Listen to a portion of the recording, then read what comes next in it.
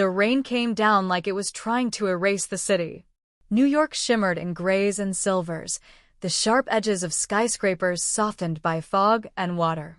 Inside the Prescott family's private estate, the air was quiet, too quiet for a wedding day. Elena Moore stood in front of the full-length mirror, not in a gown, but in a fitted black dress. No veil. No jewelry. No one to zip her up, fix her hair, or whisper something borrowed and something blue. Her reflection looked like a funeral, and in some ways, it was. The end of who she used to be. She slipped on her coat, ignoring the call on her phone for the 5th time that hour. It was from her hospital, Dr. Moore, a 27-year-old trauma surgeon with a reputation for miracles and silence. But tonight, she wasn't Dr. Moore. She was the woman who had agreed to marry Liam Prescott in exchange for something no one could ever know. The man she had once walked away from. The car waiting outside was sleek, black, and government-level discreet. The driver didn't ask questions. No one did when the Prescotts were involved. She arrived at the estate just before midnight. Inside, the air smelled of wood polish and money. Everything was expensive in the way only old wealth could be: subtle, heavy, intimidating. The wedding was held in the study. A lawyer sat behind the mahogany desk, pen ready. No priest. No witnesses except for one older man in a 3-piece suit, Liam's godfather, and the family's legal gatekeeper. And then there was Liam. He stood by the fireplace, tall, severe in a tailored suit. His black hair was slightly damp from the rain, his eyes colder than she remembered. But then again, he had every reason to hate her. Elena. His voice was low, unreadable. Liam. She kept hers steady. He looked at her, like someone studying a weapon they once held and now no longer trusted. "Do you understand what this marriage entails?" the lawyer asked. "I do," she said. "No feelings," Liam said, cutting in. "No interference. You live your life, I live mine. We appear together only when needed. In 3 years, we file for a quiet divorce." "And during those 3 years?" Elena asked, one eyebrow raised. "You stay out of my way," he said. "And I stay out of yours." Elena's lips curled faintly. "Perfect." They signed the papers. The lawyer filed them away. The godfather stood, nodded once, and left the room. Then it was just them. The fire crackled. Liam took a step closer. She didn't flinch. If he thought he could intimidate her, he'd forgotten who she used to be and what she'd survived to return. "Why now?" he asked quietly. "Why me?" Her eyes met his. "Because I have enemies. And they fear the Prescott name." His expression didn't change, but something in his eyes flickered. "And you think marrying me protects you?" "I think it protects both of us." Liam leaned in just slightly, his breath brushing her cheek. "Just remember, Elena. You left me once. Don't think I've forgotten." "I'm not here to be forgiven, Liam." Her voice was soft. "I'm here because I have no other choice." He stared at her for a long moment, then stepped back. "Welcome to the family," he said. Outside, thunder rolled across the city, and Elena Moore became Mrs. Prescott, without a kiss, without a ring, and without a single drop of love. The Prescott estate had 27 rooms, 3 kitchens, and 2 libraries, but somehow, Elena was given the bedroom right next to Liam's. It wasn't a mistake. Nothing in this house ever was. She stared at the carved oak door between their rooms, wondering if he could hear her unpacking, wondering if he cared. Probably not. He had been a statue at the wedding, and statues didn't care. She didn't even know if he had a lover, though it wouldn't surprise her if he did. A man like Liam Prescott never went to bed cold unless he chose to. But then, she hadn't chosen this marriage either. She pulled out her worn leather medical bag and placed it gently on the vanity table. Inside it was the only part of her life that still made sense: scalpels, trauma tape, her ID badge clipped with the faded photo from her residency years. Her phone buzzed. A message from Dr. Amari. "Your patient from last night coded. I'm sorry. I know you fought hard." She stared at the screen, numb. That was the third one this month. And it was only the sixth. Downstairs, the sound of piano drifted up through the vents. Liam. Of course he played. Of course it was perfect. Everything about him was sharpened and exact, his suits, his silence, the way he wielded power like it was just another language only the elite were fluent in. She moved toward the stairs, footsteps light, half to confront him, half to remember who they used to be before the betrayal, before the silence. He didn't stop playing when she appeared at the doorway. The room was dark except for the low firelight and the blue haze of rain glow from the windows. Liam's hands moved over the keys like he was angry at them. Or worse, indifferent. "You still remember," she said quietly. He didn't look up. Some things don't forget so easily. Neither do some people. That made him pause. He looked at her then. Coldly. Beautifully. "You're not here to pick old wounds, Elena. I'm not here to pretend they don't exist either." He closed the piano lid with a soft click. "Do you want something? I want to know why you agreed to this." "The marriage." He stood, moving past her without hesitation. She turned, following him down the hall. "You could have said no," she pressed. "You should have." Liam stopped, hand on the stair railing. Then, without turning, he said, "Because I want to know what it costs you to stay." The words hit her like a slap. By the time she found her breath again, he was gone, disappeared into the shadowed corridors of the house that was now hers in name, but never in heart. That night, Elena couldn't sleep. She lay in bed, staring at the ceiling, counting the cracks in the paint like they were battle scars. Each one reminded her of a memory she'd locked away. And in the morning, she woke to a headline that sent cold needles down her spine. Prescott Medical Partners acquires Phoenix Trauma Labs amid scandal allegations. Phoenix. Her former lab, the one she'd worked for during her humanitarian rotations. The same one tied to her father's death. And now it belonged to the Prescotts. To Liam. To the man she had just married. Her hands trembled as she closed the article. This wasn't a coincidence. It was war. And the battlefield was their marriage. The dining room at the Prescott estate could fit a small orchestra, yet only 2 seats were ever set, hers and Liam's. Elena sat stiffly as the butler poured her tea. Earl Grey, faint citrus. She hadn't touched it, not since her father passed. Across from her, Liam read the morning paper as if nothing in the world could touch him. Not the scandal. Not the Cold War building between them. Not even the fact that the woman across from him was practically vibrating with the urge to scream. "Why Phoenix?" she asked finally, her voice slicing through the silence like a scalpel. He didn't look up. It was a strategic acquisition. Bullshit. Now he looked at her, slowly, eyes like winter steel. "You never used to swear," he said. "I never used to be married to someone who weaponizes grief." A flicker. Almost a wince. But it passed before she could study it. Liam folded the paper neatly. Phoenix was collapsing. Their leadership was compromised. I stepped in before it buried more careers. Or people. People like my father? His gaze didn't flinch. I wasn't the one who sent him into the North Corridor without backup. Her chair scraped back sharply as she stood. But you bought the people who did. Liam rose too, calm and composed. You're looking for someone to blame. I get that. But this marriage, this house, this arrangement, it's not about revenge, Elena. You made your choice when you signed the contract. You mean the contract where I save my family's reputation and you get a wife on paper? He said nothing, because they both knew she was right. She turned to leave, but he stopped her with 3 words. I saw the footage. Her breath caught. What footage? He stepped closer, voice quieter now, almost human. From the Phoenix corridors. The final hour before the collapse. Your father wasn't alone. Elena's knees nearly buckled. No one ever mentioned. No one was supposed to. He handed her a small flash drive, no larger than a paperclip. Watch it. Then we'll talk.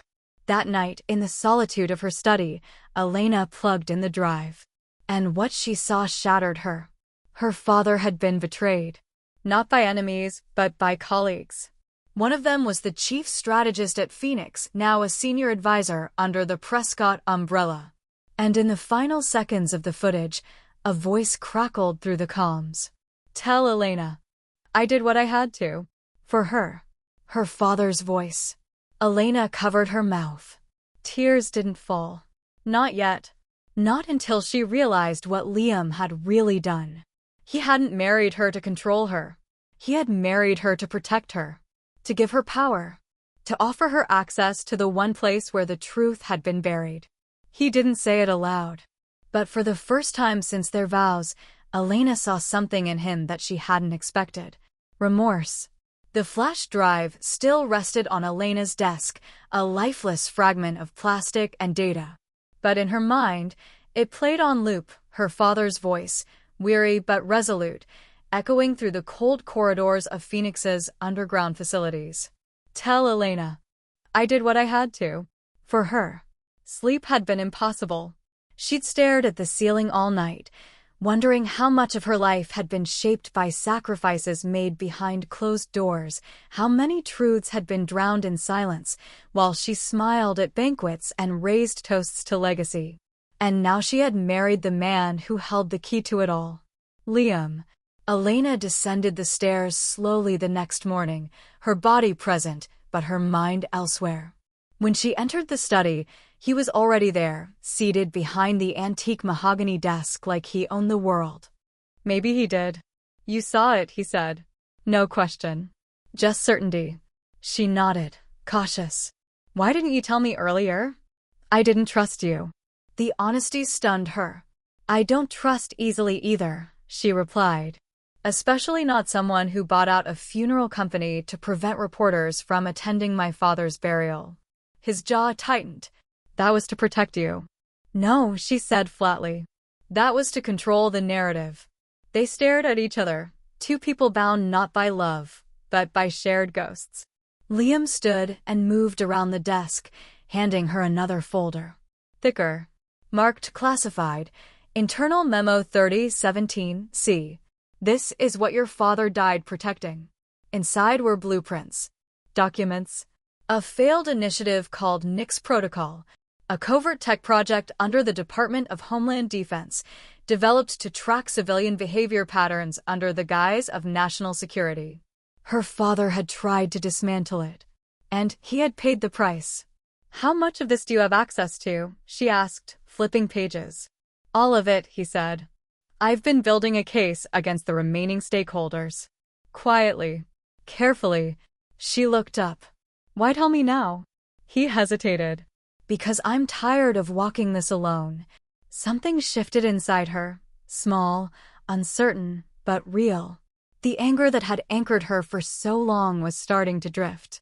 Not because it wasn't justified, but because she was finally seeing the whole picture. Liam didn't ask for forgiveness. He never would. But in revealing the truth, he had done something more dangerous. He had offered her a choice. "Help me," he said. "Why me?" "Because you're the only one who knows what it feels like to bleed for a legacy." Elena closed the folder. She remembered her father's voice. The broken promise of a world made safe. The way he used to lace her boots when she was little and say, "Every step matters." She met Liam's eyes. "Okay," she said. "But we do it my way."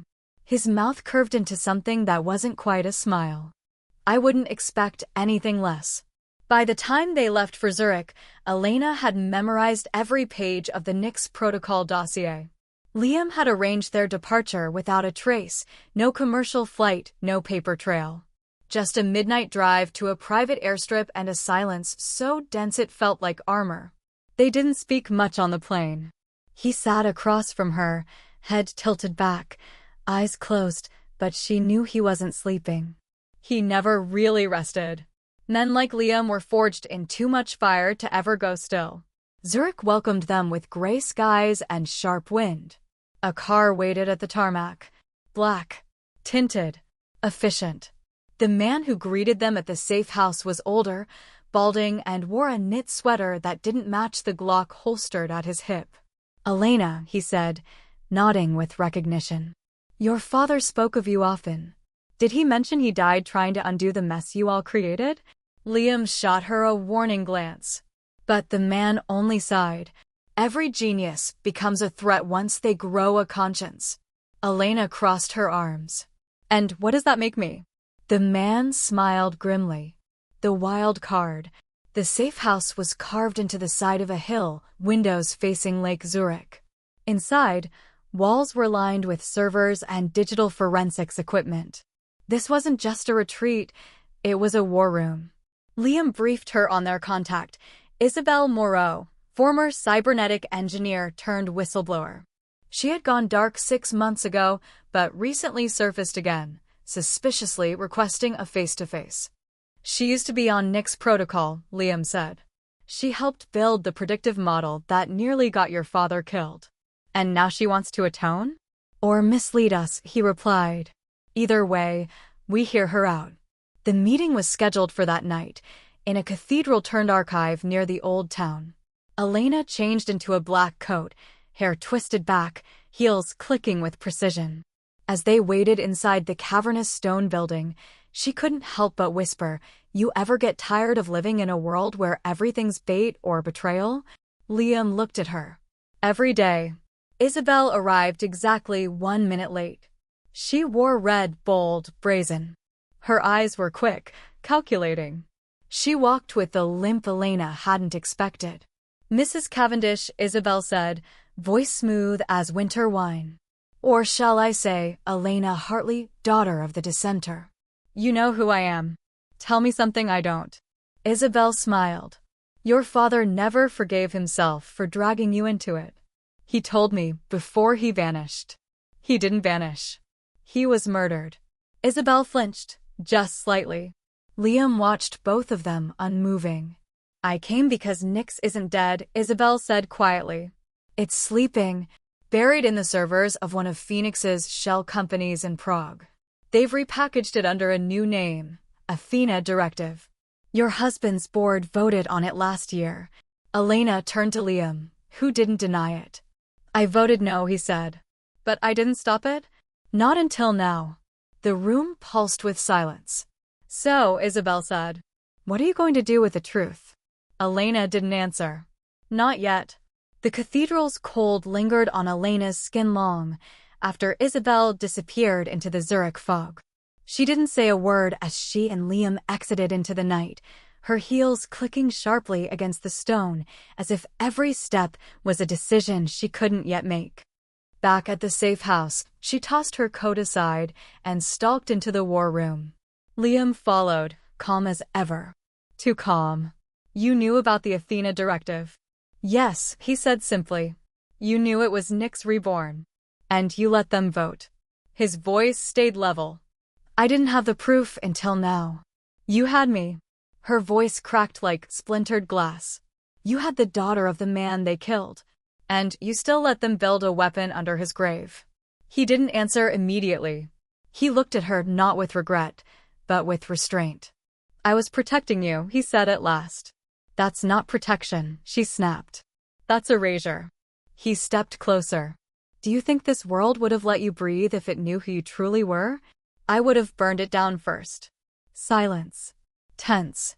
Honest. She turned her back to him and stared at the wall of screens, encrypted server logs, blacked-out files, a trace map of the Athena Directive buried beneath layers of false companies and dummy accounts. Prague was just the tip. Liam's voice softened. "You think I haven't lost sleep wondering if I became the thing I swore to destroy? Then start undoing it," she said. They worked until dawn. Isabelle had left them with a master key, a single flash drive encoded with a self-deleting algorithm. It would unlock access to Athena's dormant files. But it had to be used inside a Phoenix facility, connected to their internal system. And that meant one thing. They had to go to Prague. By morning, Liam called in an old contact, Marcello Greaves, ex-spy turned tech mercenary with a flair for Italian profanity and vintage leather jackets. He owed Liam a favor, apparently one involving a Swiss bank, a warlord, and a stolen Van Gogh. Marcelo grinned as soon as he saw Elena. "So this is the bride," he said in a thick accent. "God help you both." They flew out that night on forged documents. Identities scrubbed. Laptops encrypted. Heartbeats steady. Elena had never been to Prague, but she'd seen it in her father's sketches. He used to say the city wore its scars like secrets, and secrets were safer than truth. They checked into a discreet hotel under fake names, Mr. and Mrs. Dane. Ironically appropriate. The plan was simple on paper. Phoenix Technologies maintained a mirrored server room beneath their innovation hub just off Charles Bridge. Marcelo had secured them a 40-minute window of blackout, no cameras, no heat sensors, no guards. The rest was up to Liam and Elena. As they reviewed the blueprint one last time, Liam reached across the table and handed her a small pin, golden, barely bigger than a coin. "What's this?" she asked. "Your father's," he said. "I kept it." She stared down at the insignia, an abstract flame etched into the center. "What does it mean?" Liam's eyes held hers. "It means truth can't burn, no matter how much fire they throw at it." Her hand closed over it. That night, as she dressed in black tactical gear and slipped the pin into her sleeve, Elena felt something she hadn't in a long time. Resolve. Not vengeance. Not grief. Just the quiet, furious strength of a woman walking into the lion's mouth, knowing exactly where its teeth are, and not caring. Because this time, she wasn't the sacrifice. She was the storm. Prague at Midnight was a painting of contradictions, ancient and neon, silent and alive. The Phoenix building loomed against the skyline, its glass facade reflecting the Vltava River like a polished secret. Elena stood across the street, earpiece tucked discreetly in place, eyes fixed on the building that housed her father's ghost. "Clock starts now," Marcelo's voice crackled in her ear. "Security grid offline for 38 minutes. Make it quick, make it quiet." "Copy," Liam replied from beside her. They moved in tandem, shadow and breath, memory and purpose. Through the loading dock. Past the outer hall. Down a service stairwell slick with condensation. No alarms. No footsteps. Inside the sublevel server vault, the temperature dropped instantly. Rows of machines hummed like sleeping beasts. Elena slid the flash drive into the terminal. A window popped up on the monitor. Decrypting Athena directive. Estimated time. 7 minutes. 7 minutes could change the world. But 6 minutes later, everything went wrong. A siren blared. Red lights began to pulse. "Impossible," Marcelo said in her ear. "I looped the grid." "They triggered it manually," Liam growled. "Someone knew we were coming." The door slammed shut behind them. On the screen, the decrypt bar hit 97%. "Liam," Elena said tightly, "we need an exit." He was already at the emergency override, fingers dancing over the lock interface. "Stall it." "How?" "Talk to it. I'm not threatening a server." The screen pinged. "Download complete." Elena ripped the drive out just as the vault hissed open, and 5 armed guards swarmed in. She froze. But Liam didn't. He moved fast, smooth, disabling the first guard with a precise elbow, catching the second with a disarm and sweep. The third raised his weapon, Elena ducked and kicked hard. The fourth hesitated, and she didn't. By the time the fifth reached for his radio, Liam had him against the wall. "Go!" he shouted. They ran. Up the stairwell, through the halls, breath ragged, boots pounding. Elena clutched the drive like it was her father's final heartbeat. Then they burst out onto the roof. Marcelo's drone hummed above, already lowering a rope ladder. They didn't have time to argue. Liam went first. Elena climbed after. And just as she reached the top, she heard a voice behind her. "Still running, Elena?" She turned. And froze. Standing at the edge of the rooftop, calm as a sermon, was Richard Vaughn, Phoenix's chief advisor, her father's oldest friend, the man who signed her wedding certificate. She blinked. "You. I told you once," he said softly, "secrets are currency. Your father traded his too soon. You killed him. No. He did that himself, by trusting the wrong people. The drone swayed. Liam shouted. Elena. She looked back at Vaughn. You always pretended to protect me. I wasn't pretending. He stepped closer. I raised you. I loved you. But love, Elena, love doesn't stop war. Only power does. She didn't speak. Just took one step backward onto the ladder. I'll find you, Vaughn called after her. You've only seen the first page. Then she was in the air dangling from the drone, the city lights below spinning like a dream turned sour. When they landed miles outside the city, Liam helped her down. She said nothing, but in her palm, the flash drive felt warm. Alive. Proof. Of her father's death. Of Phoenix's lies. Of everything they would burn to keep hidden. And somewhere deep inside her, a match was struck. She was no longer someone's daughter, someone's bride, someone's grief. She was truth with a name. And she wasn't running anymore. The safe house outside Geneva was buried beneath a vineyard, disguised as an abandoned wine cellar. Concrete walls insulated them from both signal and sound, but nothing muted the weight in Elena's chest as she plugged the flash drive into Marcelo's private system. God, he muttered, scrolling through encrypted folders. This is everything. Operations. Shell companies. Black sites. Names, Elena. Names your father protected. Her fingers trembled slightly. And the one who killed him? Marcelo's jaw tightened. Buried deeper. Vaughn's good. He's been laundering the Athena directive through layers of dummy protocols for years. Then we dig, she said. But before they could, the lights flickered. Liam looked up. Someone found us. Already? Marcelo snapped. It's been 5 hours. You hacked their lungs, Liam said. Of course they're coming. Within minutes, the trio packed essentials. Marcelo initiated a full drive clone. Liam loaded his sidearm and handed Elena a slim holster. You still remember how to use this? She slid the gun into her coat with a single motion. I never forgot. They exited through the vineyard, ducking under rows of skeletal vines under the blood-orange dusk. A low drone buzz echoed through the trees. Elena squinted. That's not ours. A warning shout from Marcelo. Down. An explosion lit the edge of the hill. The safe house collapsed inward, smoke billowing up like a black bloom. But they didn't stop running. By the time they reached the rental car stashed near a shepherd's trail, Elena's coat was torn, her lungs raw. Inside the vehicle, Marcelo finally spoke. They wanted the drive. No, Liam said. They wanted her. Elena's fingers dug into the leather seat. Why now? Marcelo hesitated. Because Vaughn's not the only one who knew your father's plan. She turned slowly. What are you talking about? Marcelo exhaled. After your wedding, your father gave me a name. Someone who would protect you if everything went to hell.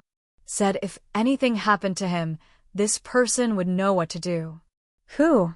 He didn't meet her eyes. Your husband. Elena laughed. Bitter, disbelieving. Ethan? That man was paid to love me. No, Marcelo said quietly. He was paid to protect you.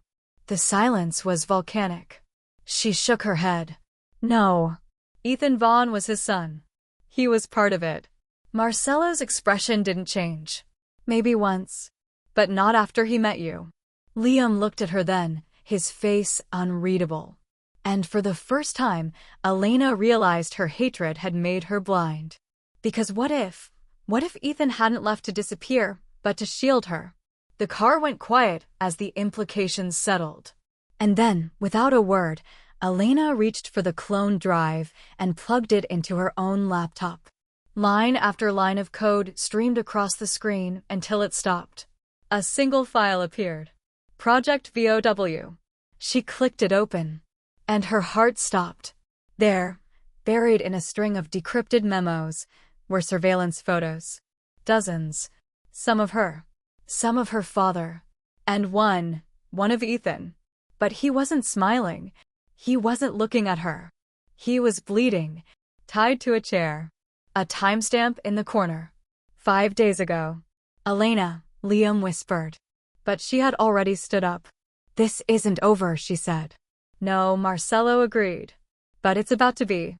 The vineyard burned behind them. And in Elena's eyes, something colder than fire began to blaze. The storm over Vienna was unrelenting, streaking across the sky like fractured memories. Elena stood under the eaves of a decaying chapel on the outskirts of the city, rain soaking her coat, her heart an iron weight beneath her ribs. Inside that chapel, according to the intercepted coordinates, was Ethan Vaughn. Alive, or what was left of him. Liam came up behind her. We go in quiet. Marcelo checked the modified pulse rifle slung across his back. And fast. Whoever's holding him has a reason. They won't let go without a message. Elena's voice was steady, colder than rain. Then let's deliver one. They entered through the old crypt, descending into darkness that smelled of mildew and forgotten prayers. Elena's boots echoed on stone. Each step closer felt like peeling back layers of her own betrayal. They reached the chamber door. A guard. Silent. Professional. Liam took him out with a swift chokehold and dragged the body aside. Marcelo hacked the keypad. A hiss of air. Then the door opened and Elena saw him. Ethan. Strapped to a metal chair, head slumped forward. Blood dried on his temple, his lips split. His shirt clung to his chest, soaked through, but he was breathing. Ethan, she whispered. His head lifted slowly. One swollen eye cracked open. Elena, he rasped. You weren't supposed to come. Her throat constricted. Why? Because they said, if you ever found me, they'd kill you too. Elena, Marcelo said, voice urgent. We have to move. Now. She rushed forward, unstrapped him. He groaned, every movement pain. Still, he leaned into her. I thought you hated me, he said hoarsely. I did, she said. But not enough to leave you. Liam covered their escape. They burst into the storm, Ethan between them. Shots rang out from behind the chapel. One clipped Marcelo's shoulder. He cursed, but kept moving.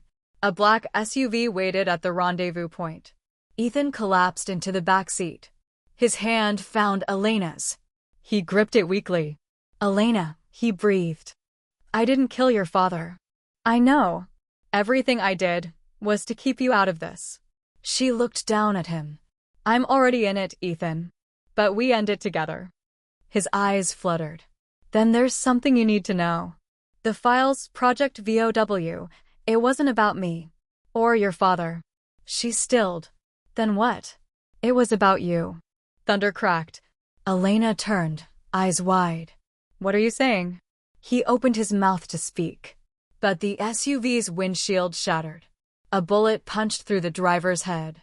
The car veered, smashed against a concrete barrier. Darkness. Elena's world spun. Then silence. Faintly, over the ringing in her ears, she heard Liam shouting her name.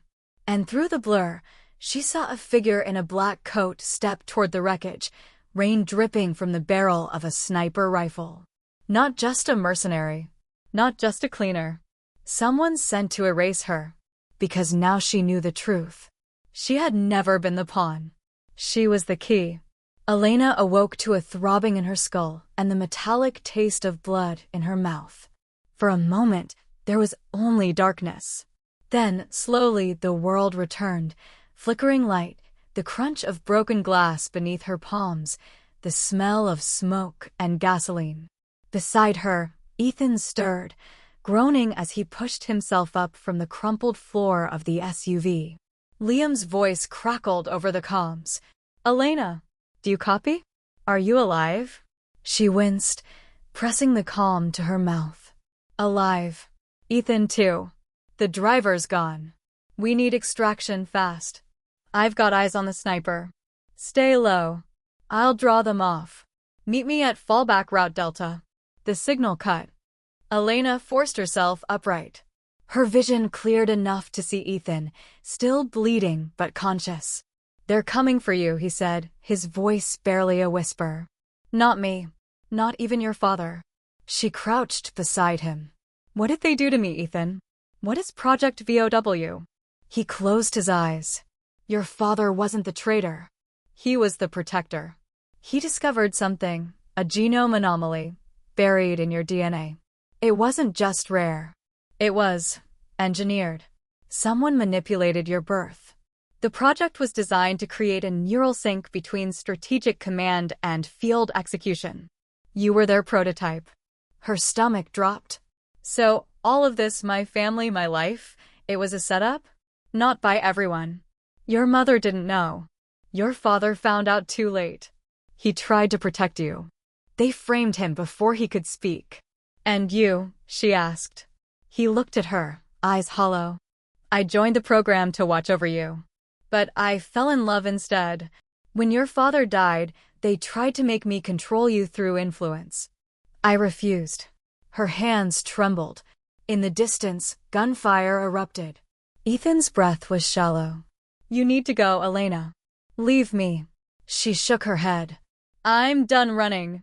She pulled him to his feet and slung his arm over her shoulder. Together, they stumbled through the rain toward the old maintenance tunnel Liam had marked. They reached the hatch just as a black vehicle screeched into view behind them. Elena turned and recognized the figure stepping out. Damien Arledge, the same man who'd once sworn to protect her father. Now head of strategic oversight.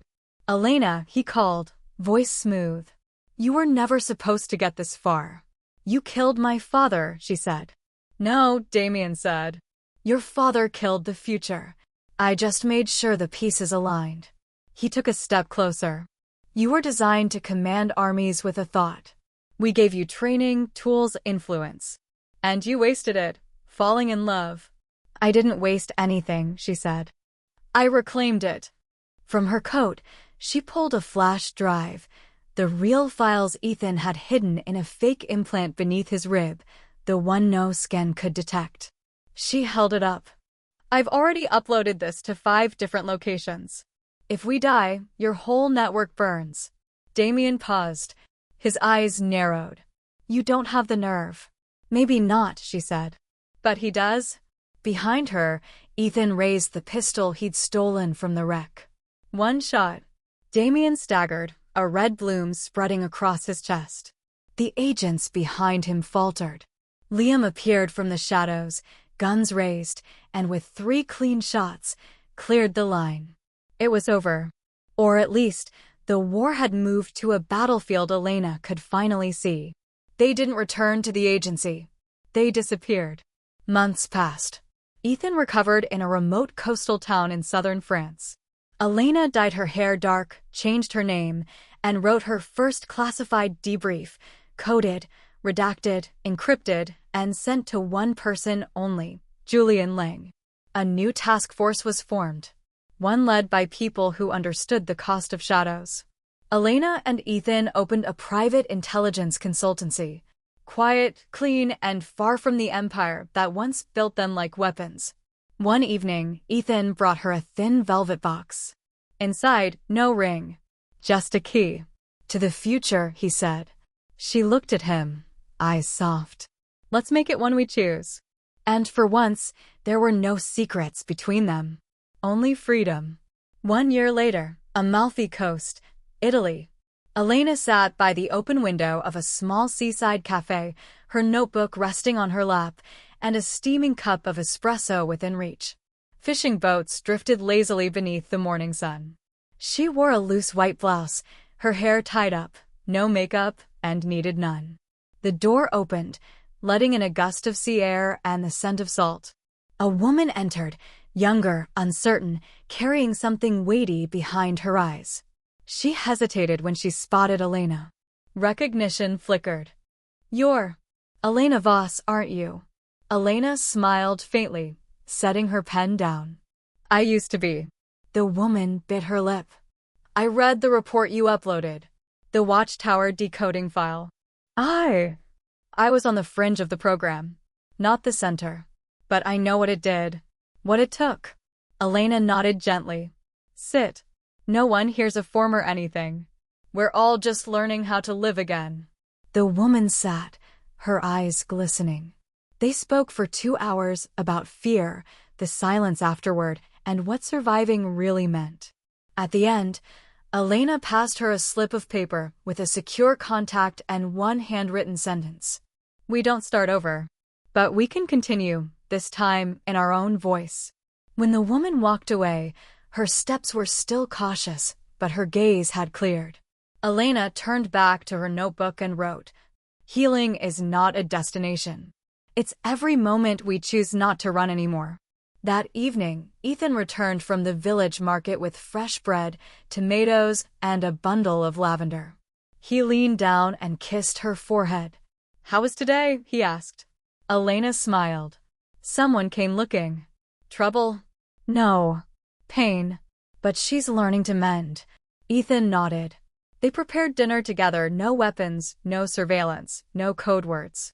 Just sky, salt air, and two people who had once been broken, now learning to live like their hearts had never shattered.